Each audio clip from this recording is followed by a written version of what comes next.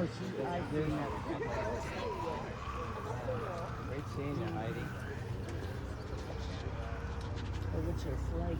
What's that? Oh, what's your flight? Yeah. Oh. That was good. So, Paul, I think we need to do that. Okay, yeah, sure. Oh my God.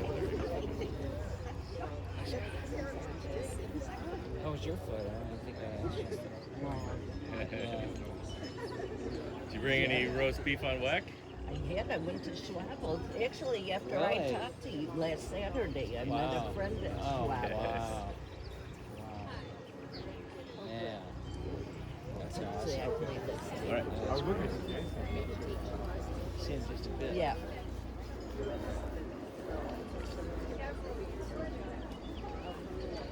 Here in the shade.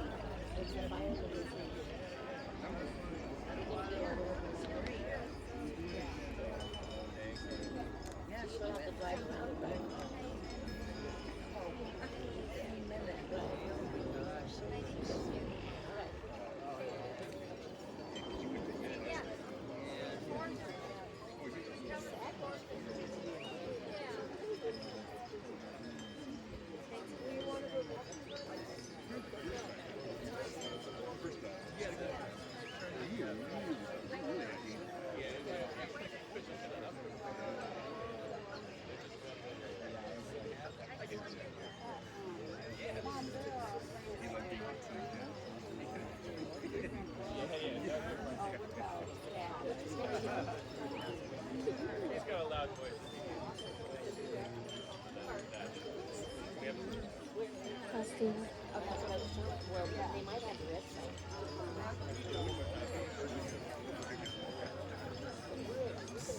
Testing, testing. Hello, testing. Okay. Yeah, it was the milk truck.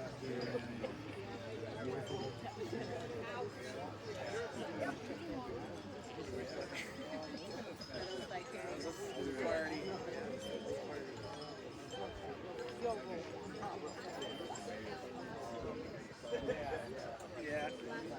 It's true. Yeah.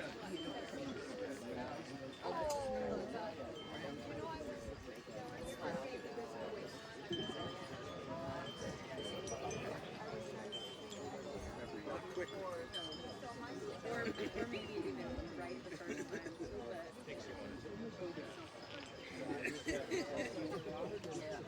They split those assets.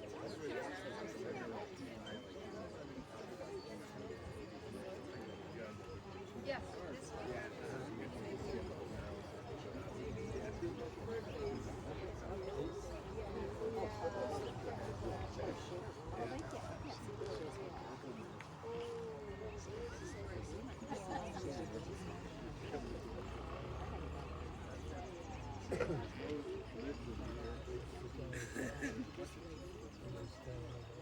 I know, stand out there in the hot sun.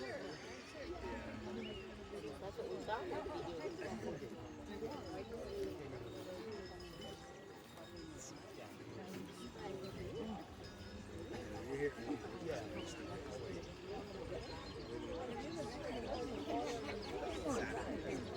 See. The cop, of course, pulls him over and it runs him through all, wasted time. Come on, man.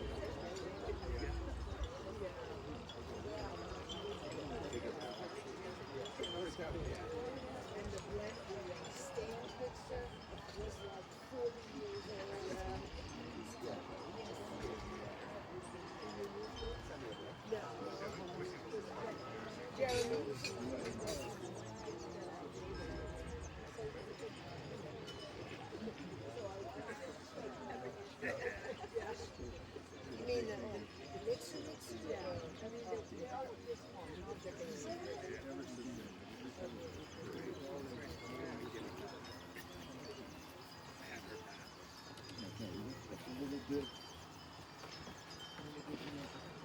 Step on the side.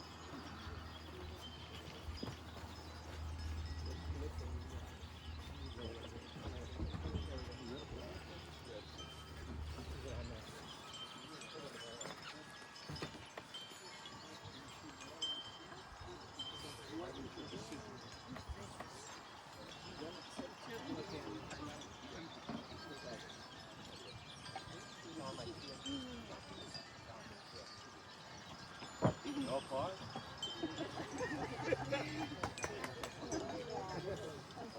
Okay. Thank you very much. Thank you. Yeah, no problem. Hey guys.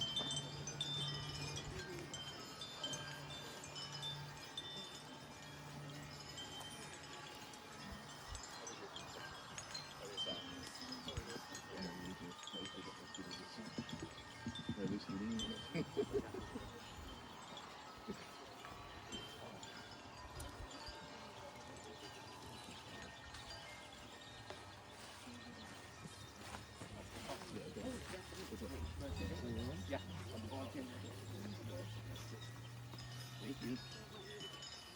Thank you.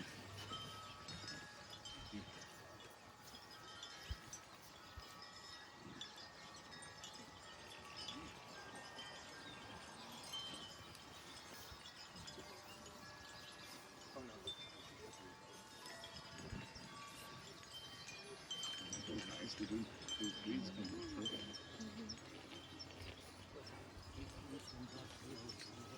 Amazing to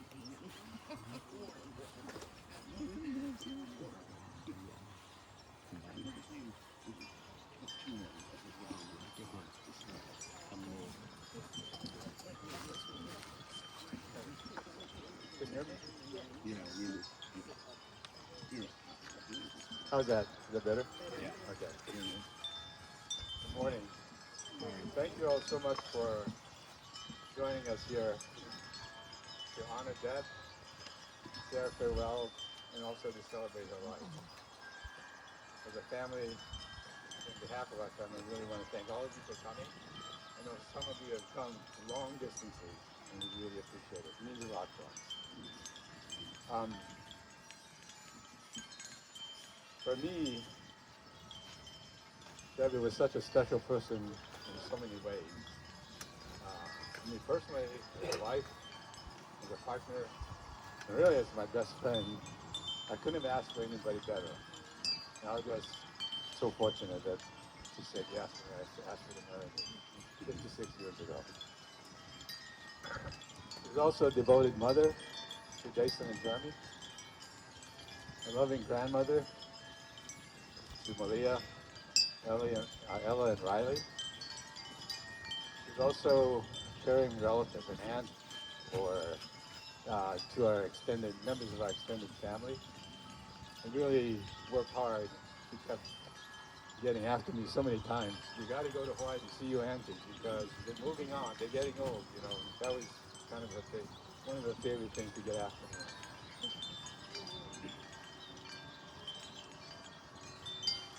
She was also much better than I was. She was also a really loyal friend to so many people in her life.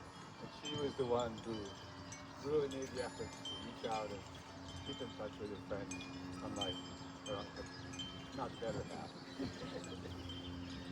She had many passions in life, cooking and baking, among others.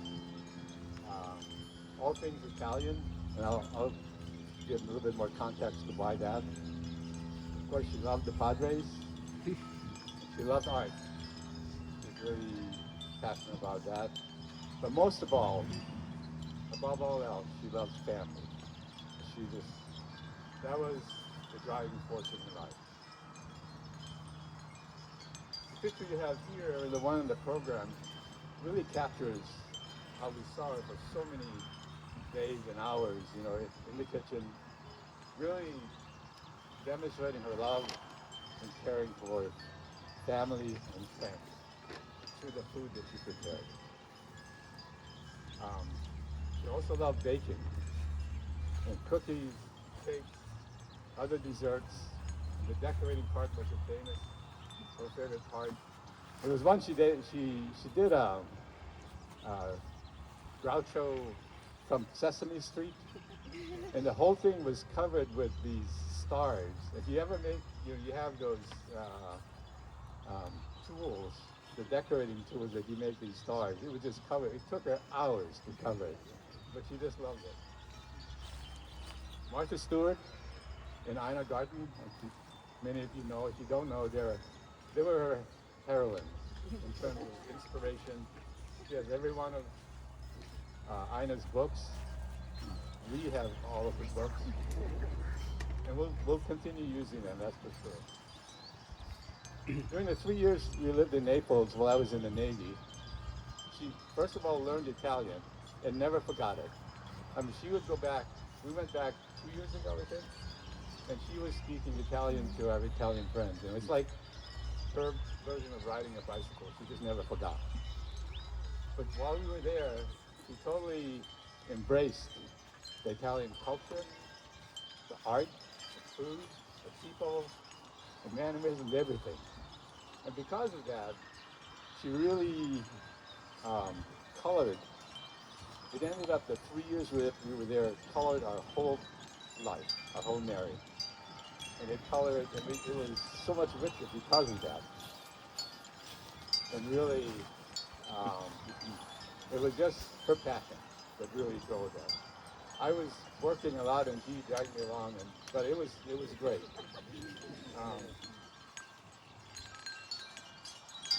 So whenever we went back to visit Italy, whenever the plane took off from Italy, whatever city it was, there were always tears.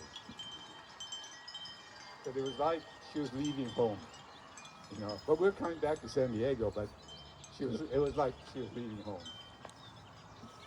As for the Padres, her involvement started when she signed Jason up for Little League baseball. And then we started becoming Padre fans, and just being who she is, she insisted on just went right along and became a passionate Padre fan like the two of us, or the three of us. And I've always been so grateful that she did that. Because by doing that, there were four of us, and she was right there with us, developing these bonds for our Padres. And because of that, we were able to enjoy so many great experiences together, the four of us. And that was her part of building a family, developing common bonds. Her passion for art started when she was in San Diego State, and she took an art appreciation class. And when we moved to Naples, it just bloomed. Her passion for art took off. And so she made sure maybe not every weekend, but many weekends and on vacations, that we were sure to visit a museum or a church that had significant art there. And slowly over time, she dragged this kid who grew up on a farm on Hawaii, who knew absolutely nothing about this whole world of hers. And so gradually she dragged me into her world of art and Italian culture, and for that I'm really thankful. Because both of our lives got so much richer because of that.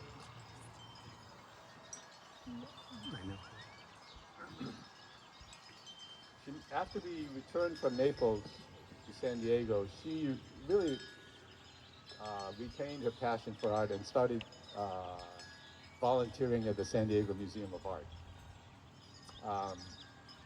And she just really enjoyed greeting guests there, and they were there because they liked art, and so they were, really simpatico, and she loved talking to them about art, her passion and their passion. Of all the events that she volunteered at, though, the one that really touched her the most were those events where they brought students in for art education and appreciation. And she really marveled at how talented so many of these young kids were. And especially when the kids came from the Monarch School, and I don't know if you're familiar with it, but it's a school set up in downtown San Diego specifically to cater to the unhoused population in the city. So here are these kids with in many cases, really talented students in art, showing real appreciation for art. It really touched her heart because of their home situation.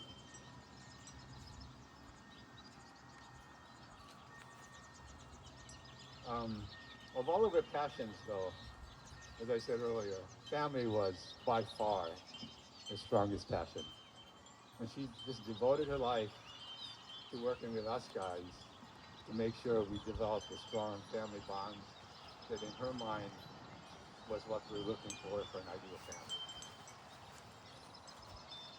family. She led the way by example, and she set the standard for how we should be interacting with each other, caring for each other, supporting each other, and showing a lot of love. I grew up in a family that, from an Oriental culture that was not, did not show a lot of affection. There's nothing wrong, that's the way it was.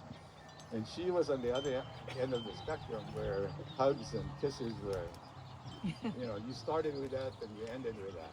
So again, slowly I began to see the value, and I came to really value that also. In addition to, so when I look at our family, the successes we've had, I mean, she was the one that did the heavy lifting to get us to where we are today. And for that, I am very, very grateful. In addition to her devotion to the family, she was really committed to staying in touch with members of the extended family and friends. She did this through phone calls, letters, handwritten letters, because she didn't type very fast, and also these cards that she made. And some of you here used to get them as kids, and they were always multicolored letters in the words. And if you look at the program, Malia, our oldest granddaughter, was the one who designed it. And she told me that she got that inspiration by pulling out one of the old cards that Debbie had sent her, and took that and tried to take that spirit into the announcement and into the program. So that was very, very touching for us. So she did actions like that, sending cards and letters, and really cooking meals, making sandwiches for boys, for Jason when they were going surfing. All of these actions she did because it made her feel good. She wasn't looking for anybody to say, boy, what a great mom, why you did that. She just did it because it made her feel good. And that's the way I'll remember her. My strongest remembrance of her will always be her ability to unconditionally love and care for people in her life. Thank you.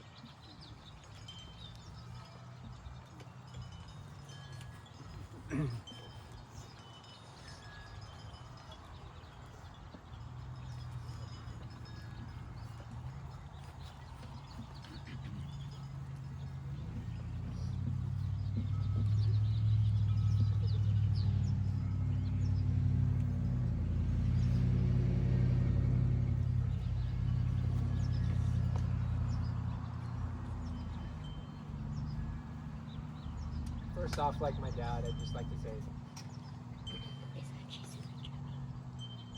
thank you so much for being there. You probably already know, but all of you here are the most important people in my mom's life, and she cared about each and every one of you a lot.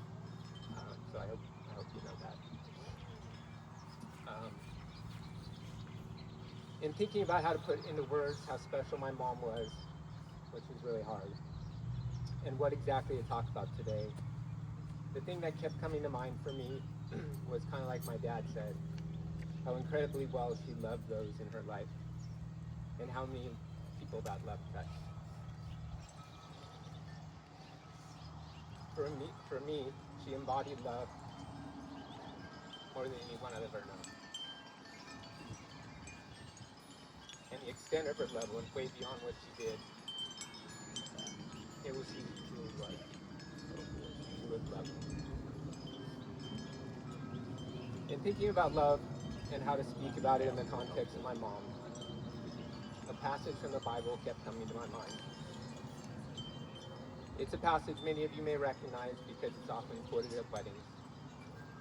It talks about the importance of love and the manner in which love reveals itself. As I read it over and over, it struck me how appropriate it was for today as we try to capture the essence of my mom. The passage is from the book of Corinthians, and it says this: love is patient, love is kind.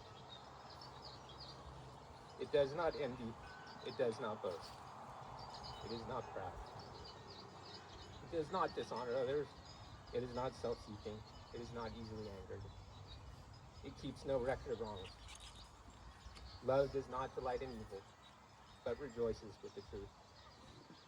It always protects, always trusts, always hopes, always perseveres. Love never fails. A few things that really jump out to me in this passage are how aptly all those adjectives used describe my mom. How difficult this level of love is to actually achieve, yet how natural loving in this way was for my mom. Here are a few examples that came to mind for me. Love is patient. She had the patience of a saint, is a common saying, and wow, does that apply to my mom. A few images that come to mind for me and for patience are her sitting on the floor with Malia, Ella, and Riley, reading book after book, playing board games, or playing with dolls. It felt like the world around her just disappeared. She could have sat there forever. She was never rushed. Her patience allowed her to soak in moments like those. Or in the kitchen cooking, she never seemed frantic or frustrated by the countless things that needed to get done before a holiday meal. She just kind of went about her business effortlessly, again enjoying the moment and the company of those with her. Or watching hours upon hours upon hours of youth sports from the sidelines, never feeling antsy to be elsewhere. And one funny one for me personally was her sitting on the beach waiting for me to catch one more wave before coming in to head home. And for many of you, you may know one more wave was never one more wave. Love is kind. This one goes with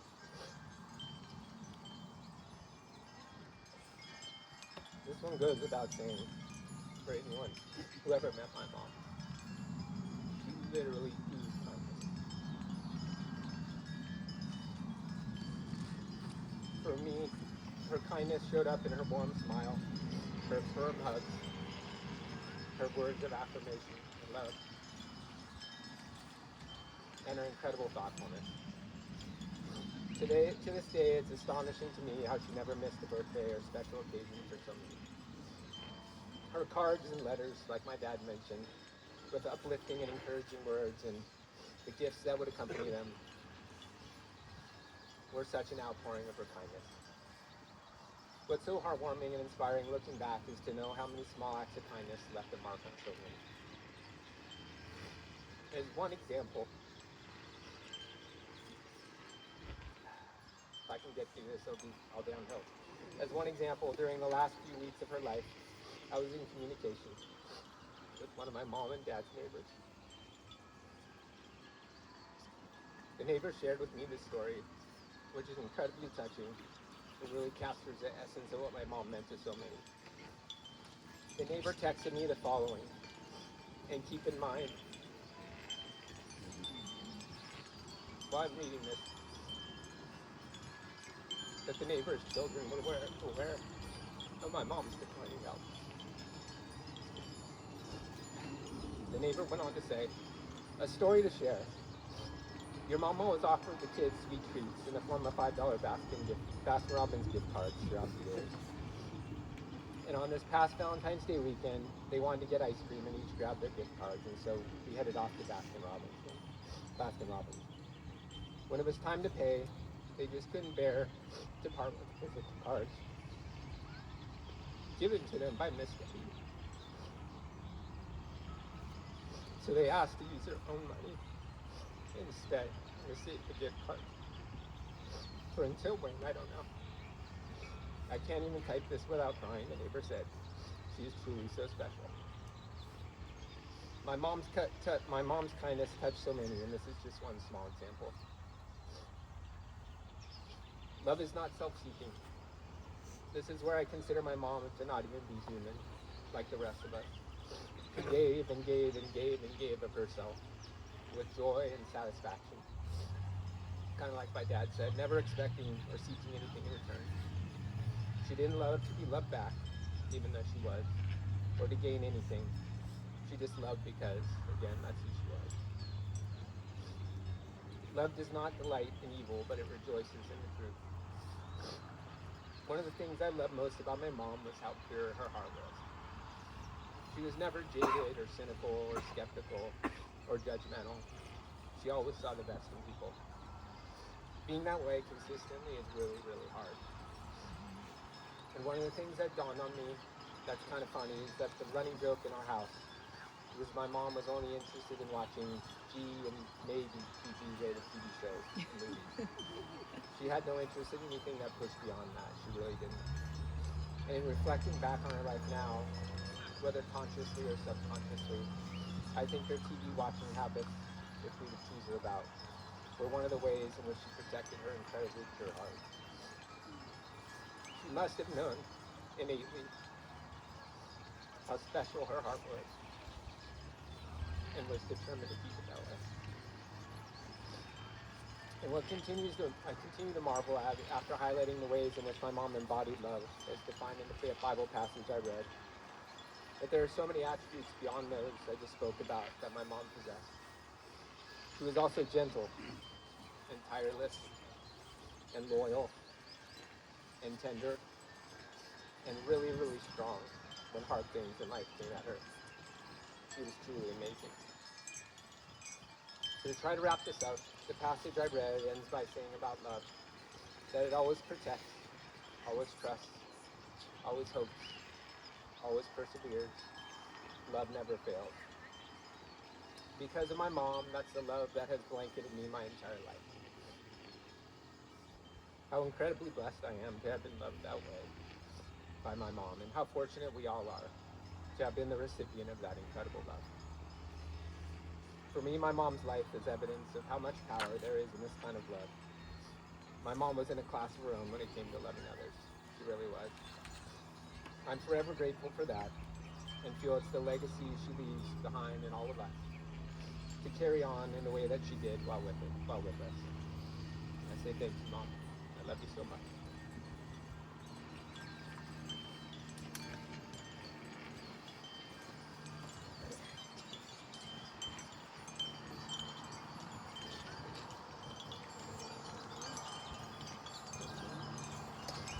The program says violin medley now, but I'm gonna change it up. I will get to that. First off, I wanted to say thanks for coming here. It's so great to see so many faces who've been, part of our lives for so long and meant so much. I was told that this portion of the speech giving was going to be short, so I didn't prepare much for this section here. But my dad and brother gave beautiful speeches.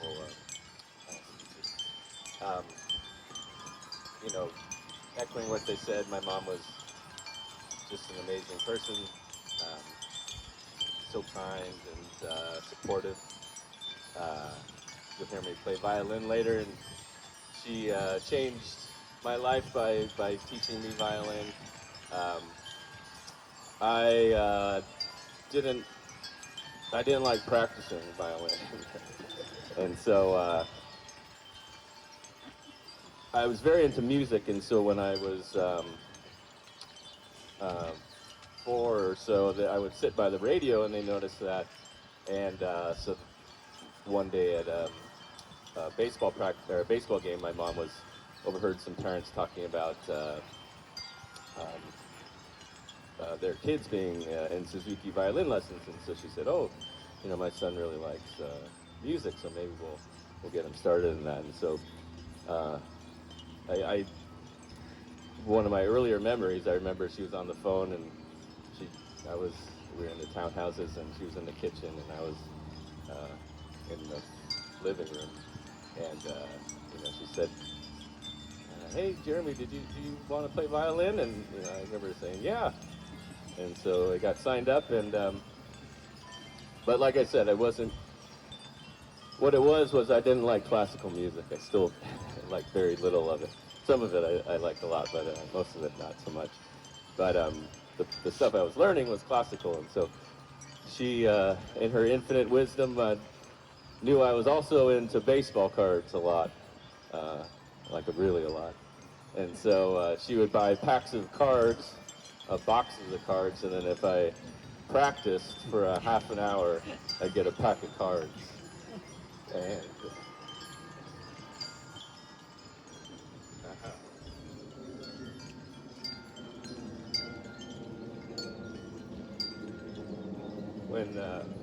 when she was in declining health, I would play piano, and she would sing. And so I bought a old, old box of cards, like the one she'd give. And so when we would sing, I'd have her give me a pack.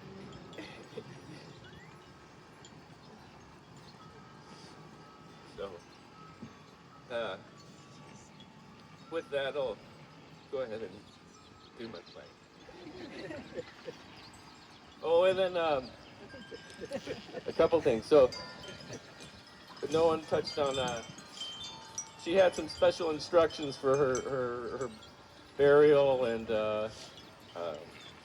everything, and my dad didn't cheap out on the casket. That was what she wanted. Which Susan, my cousin Susan's here from back east, and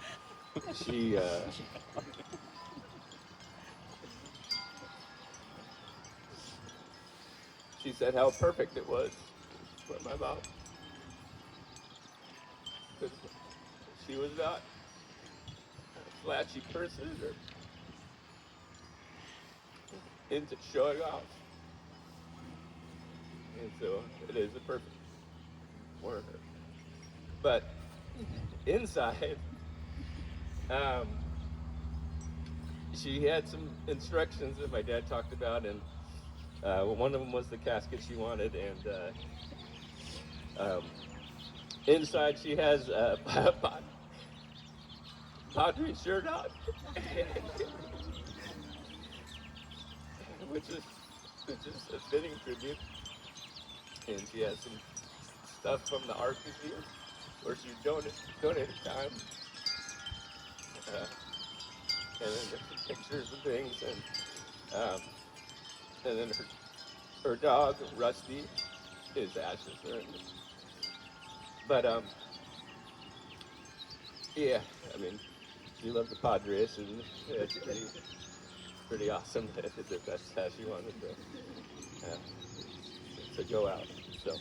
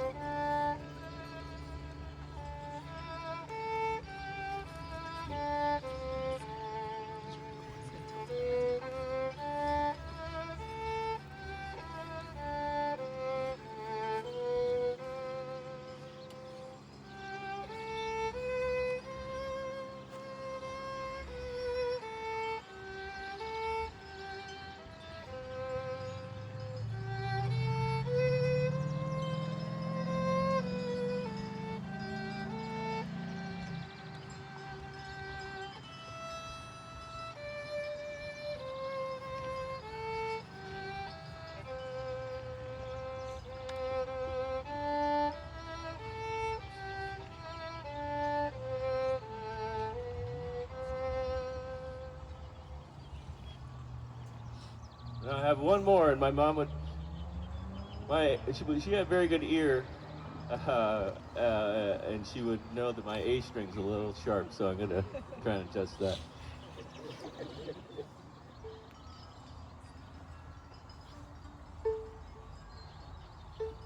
My mom was also a singer who sang in the college choir at San Diego State with Walt, who was here today. They didn't know each other, but they sang side by side.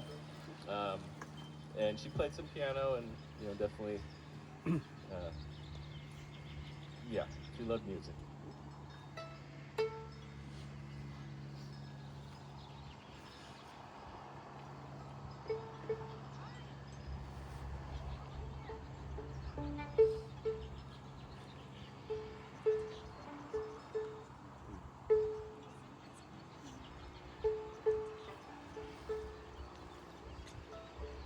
All right, this one's funeral participation.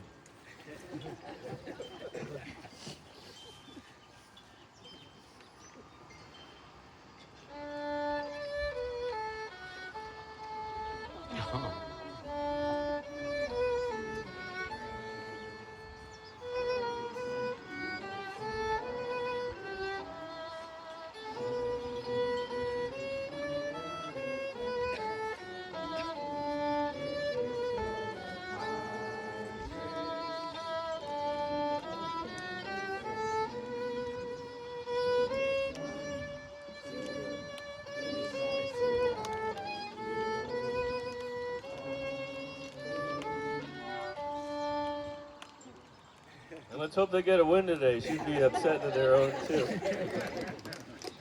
All right, so I have one more reading. My mom,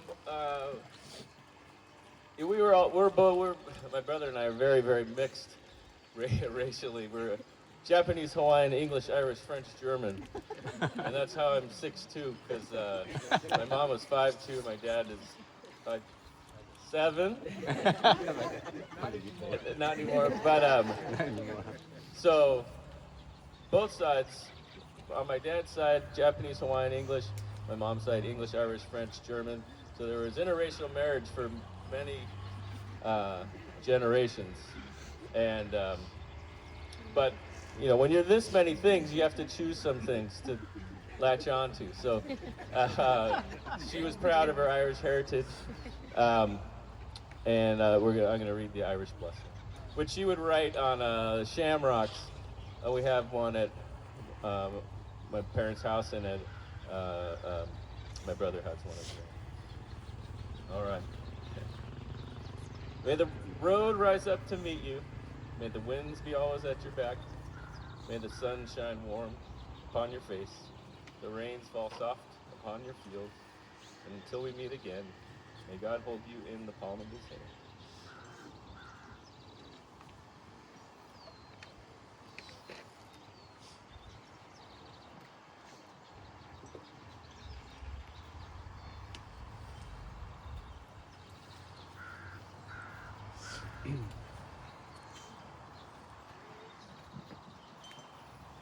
Thanks so much, Jason and Jeremy.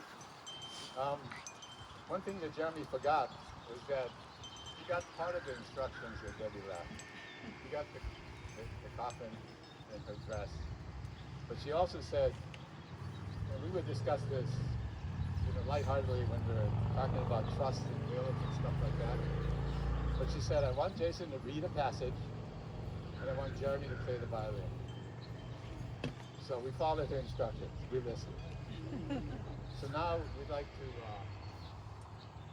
invite you, Jeremy and the family, to take a rose and lay it on the coffin as a full tribute to Debbie.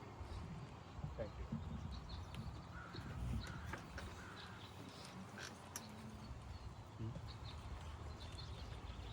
On behalf of Singing Hills, we offer our deepest condolences. And at this time, we'll do the flower tribute. Flower represents I miss you, I love you, and until I meet you again. Followed by that will be a moment of silence and the lowering of the casket. First, we'll ask the family to lay a rose on the casket.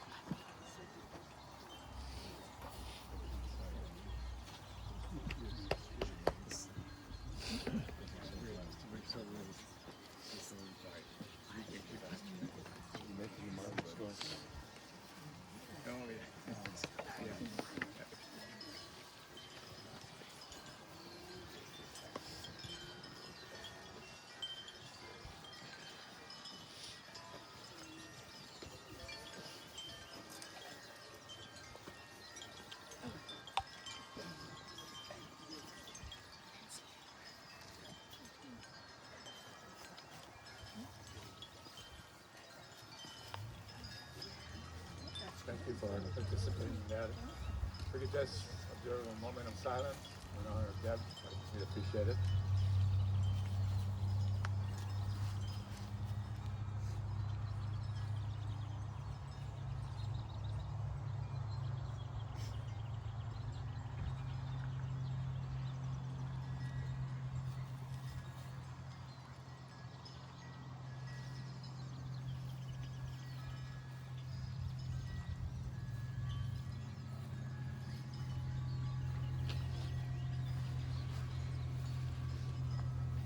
Thank you very much.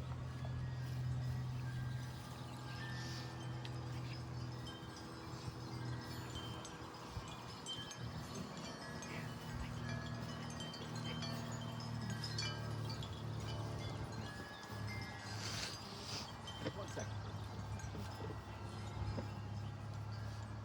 Thank you.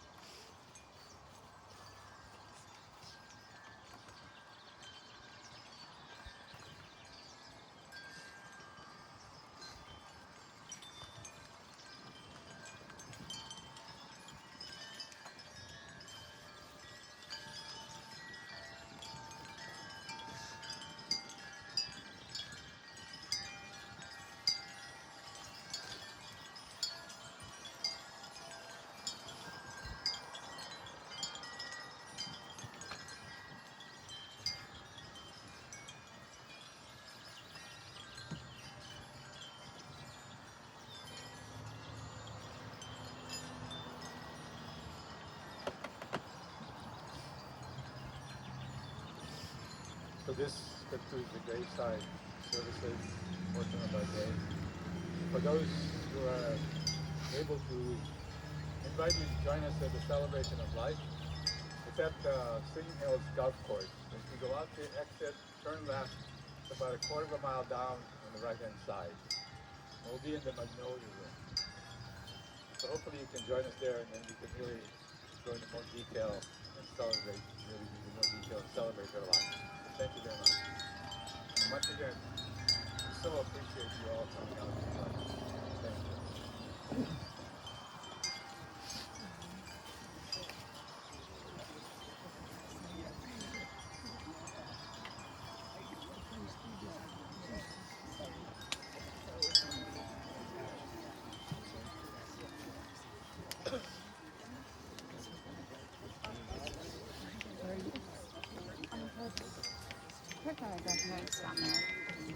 Yeah, they're down there. They're together. No, they're together. I come in.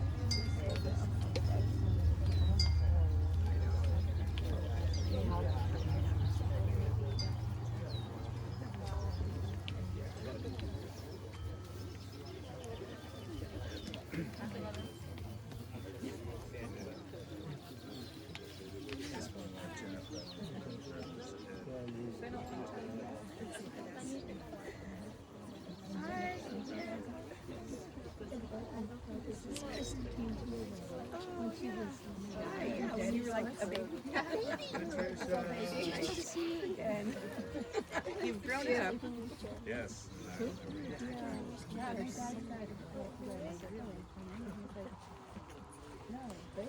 One day.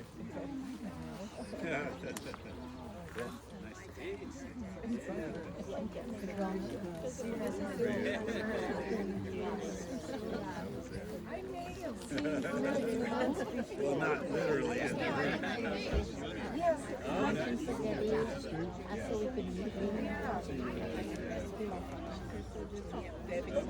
Cindy, Debbie's band.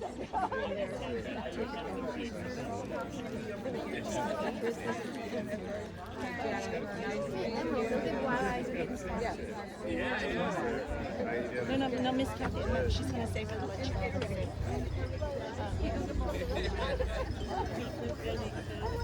She doesn't know that. They were doing that. Get a necklace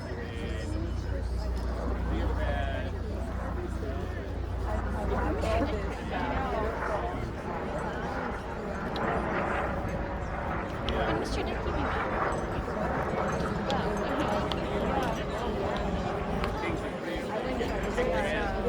I still know it's And I always enjoy it so much. And now it's no longer there, so we might have to put another one. Yeah.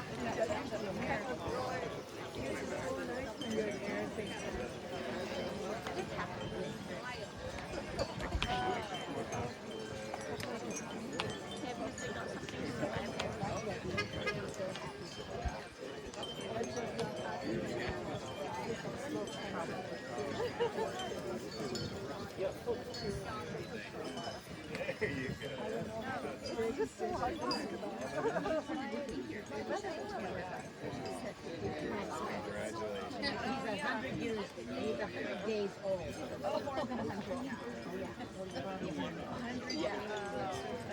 Well, I like that. it was a ceremony.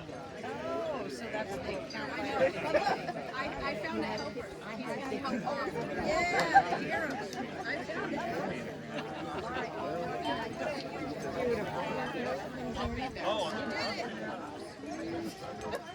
Yeah, every time rubbing it in.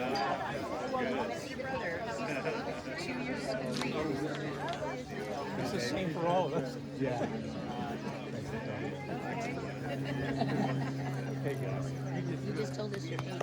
Yeah, I figured it's around. I know. This was just what you wanted.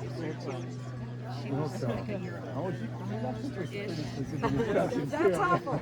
That's very helpful. The thing you touch on, the calligraphy on the handmade Christmas card. Yeah. Christmas, you know. Well, you'll see it when it's like there's a cookie surprise. Thanks again. But I have to tell you, we had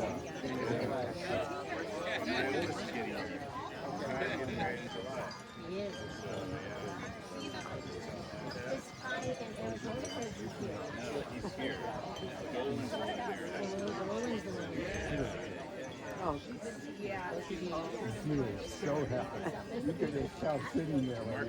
He was working I'm so at the same place. yeah, I'm so happy I got to do that. So now he got to market. But he learned some cooking skills along the way, which is very good. Well, I was nothing. Somehow he seems to have forgotten all that, but still calls me to say, like, what should I make? Do you have any It ideas? was one of my favorites.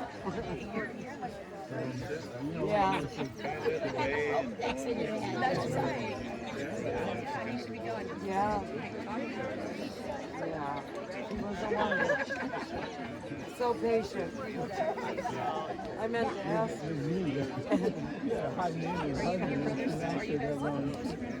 She never said that. She never complained about that. So did you and Jeremy go to opening night? No, we basically got all the food.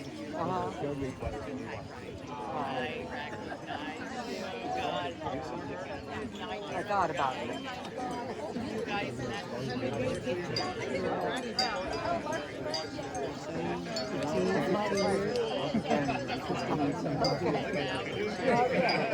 I'll be there. And I'll see you all there.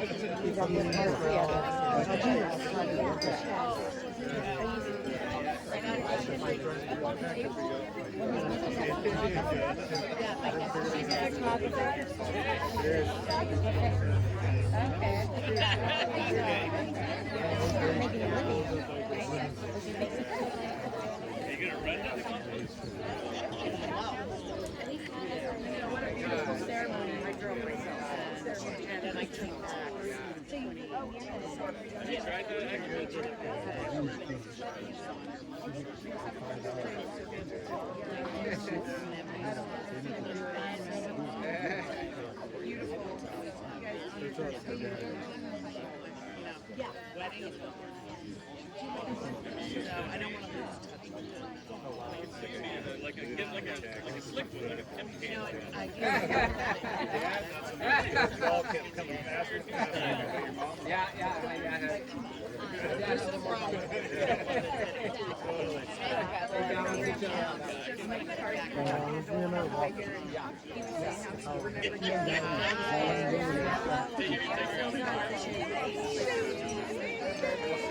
I saw it on the I thought it were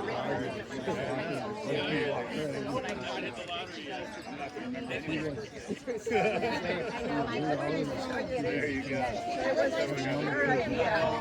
So we all have, like your mom and dad. yeah.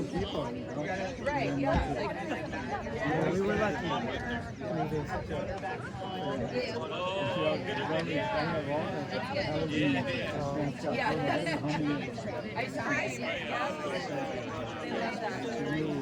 So this is what Patricia suggested for her birthday. Kristen, my oldest for her.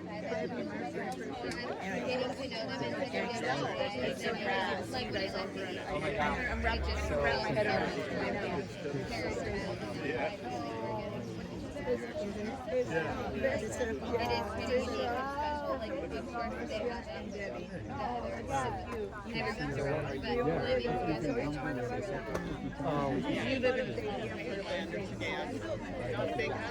In the Mesa. Right. Both of them very close. We're walking distance. And are you looking now? Yes. I've been in 52 years. Plan on leaving. Be like the mom, stay back in the house. Yeah, a couple of brains inside.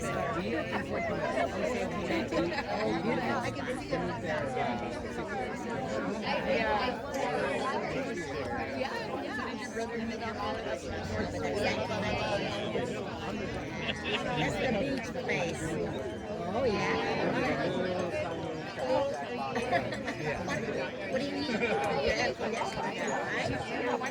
And your making sure I was going to be very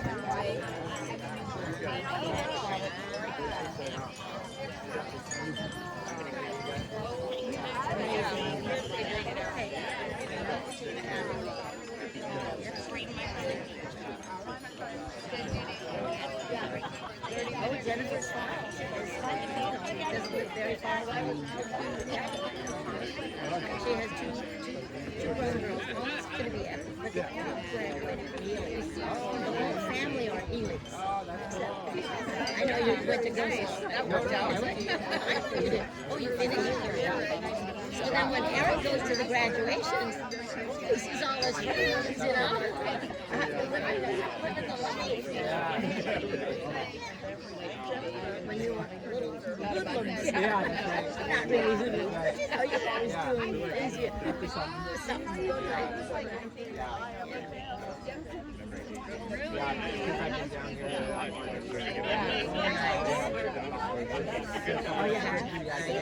Well, it's not, yeah, it's not like it used to be.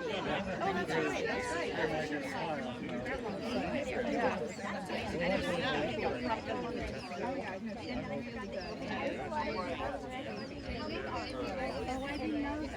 Oh my gosh. That's really cool. Yeah, totally. I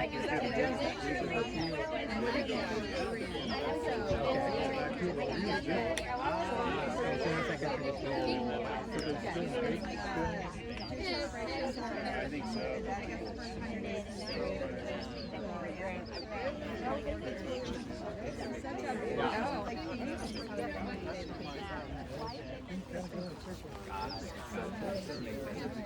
Yeah, my daughter loves Oh, jeez. Oh, goodness. Is that culturally a thing that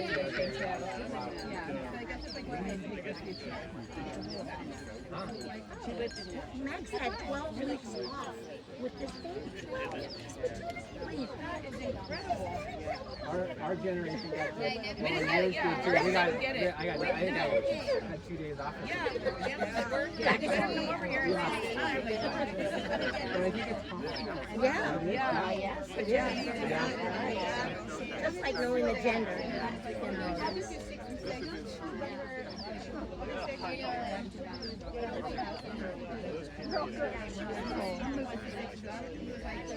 I'm good. Yeah,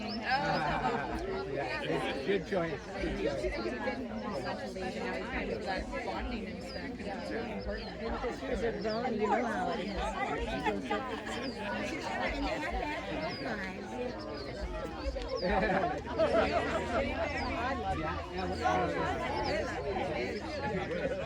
bad lives.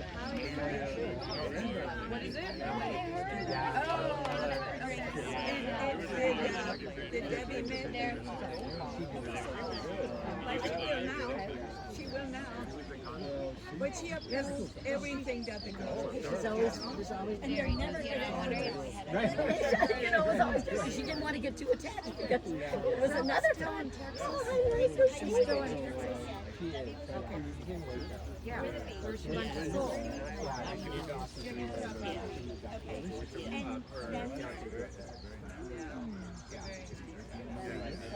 He was so cute. He helped us with the lady with the wheelchair. Right here inside.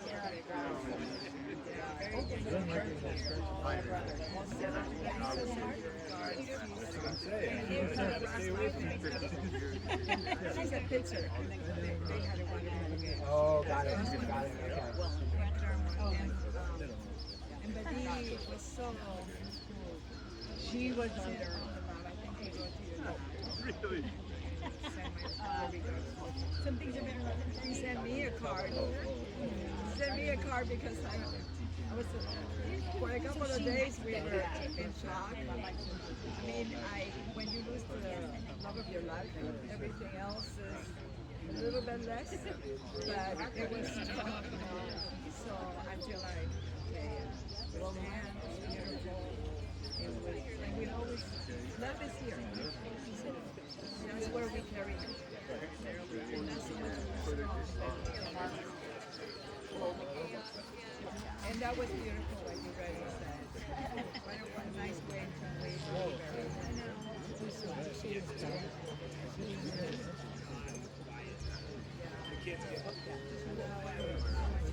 Go way back to Lane and Kensington. Oh, yeah, yeah. Oh, my gosh. And then they're going down the street in another place. Yes, you guys are okay, well, now we're gonna go down. Or it's Much bigger. Yeah. all right.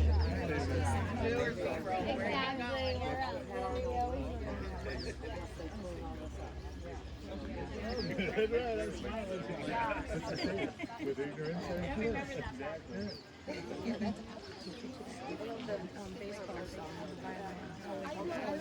I was at the game last night. While I was driving here, I was like, so we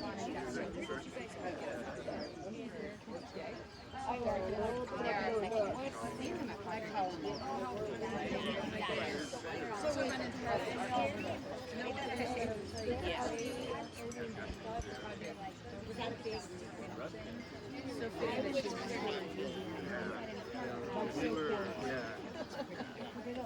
Yeah, I know. It's gotta be big or little. Wait.